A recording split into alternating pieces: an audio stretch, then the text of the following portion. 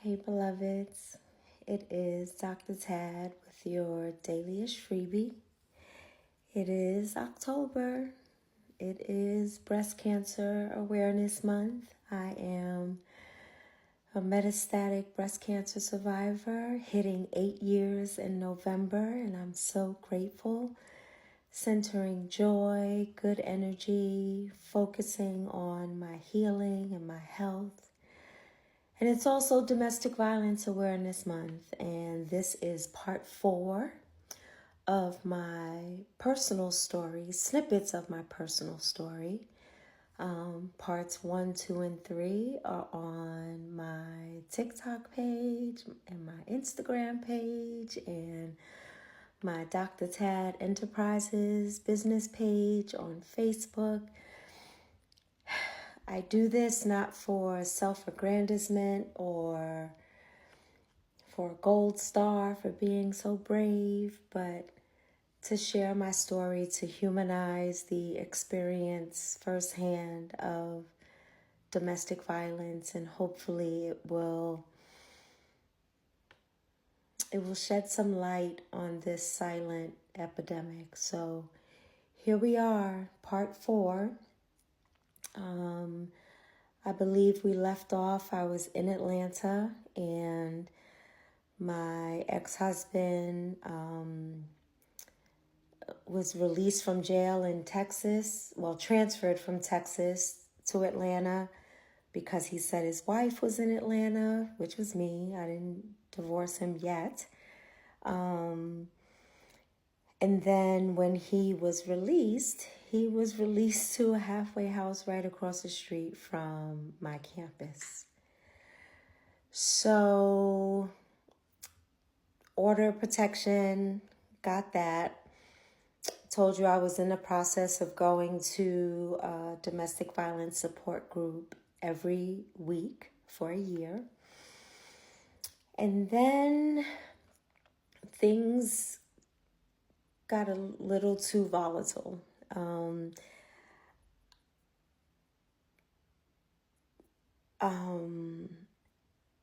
So I then decided to go to the authorities. And I just sat on a panel tonight. I had the honor of sitting on a panel with Mark Wynn and the producers of this short documentary about Mark's life growing up in an abusive home. I think it's called The House Where I Learned. I cannot sleep. I can't believe the name of the documentary just escaped me, but I'll make sure to put it in the comments. But anyway, I had an opportunity to sit on a panel, and one of the things that Mark said was, especially for Black women, and this is what I appreciated, you ask me why I stay.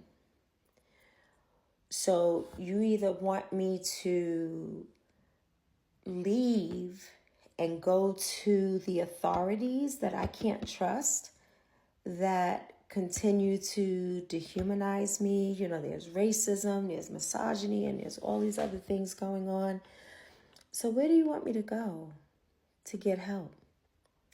And that's a part of my story. I got the order of protection. I went to the authorities, and I happened to go to someone who was very empathetic and was working very hard to figure out how to catch this guy, right? Because I kept all my voice messages, as I told you in a previous recording, kept all my messages, all of the threats, all of the obvious threats on my life. And while I was in her office, my ex-husband calls, and she said, answer it and get him to tell you where he is. So I answer it, And, I'm being friendly. And he's like, yeah, so, I'm working. And right now I'm at such and such a place or whatever. And she was like, we're going to pick him up right now. So they went to his job and arrested him. And which was great. They charged him with harassment and terroristic threats. So when I went to court, I'm sorry, I got to back up for a minute because I do want to mention this in this segment. When I went to get the order of protection in the courthouse, there were other people there for the same reason. And there was a woman, her abuser was there as well. Because I guess he was coming to tell his side of the story, and she was saying why she wanted the TPO. And so she ended up getting the TPO. And for some reason, Mother Carolyn and I was standing in the hallway for a moment. And the guy and the woman were coming out of the courtroom as well. And he threatens her right there in the courthouse. Like, bitch, wait until we get back to the neighborhood or, And we're like, officer, did you not just hear that? Like, he should have been arrested right there on the spot. But needless to say, he was not. And I don't know what happened to her. I hope that she, survived and she's safe and she's no longer in that situation. But these are things that we have to deal with as beloveds who are in domestic violent relationships or trying to get out of a domestic violent relationship. So that was the experience with the TPO. So anyway, fast forward back to being in the detective's office, found out where he was, arrested him. And this is where the courts failed me. And I want to save this for the next episode because it's pretty deep and extensive. But I do want to say this. I want to encourage you not to allow the cracks and the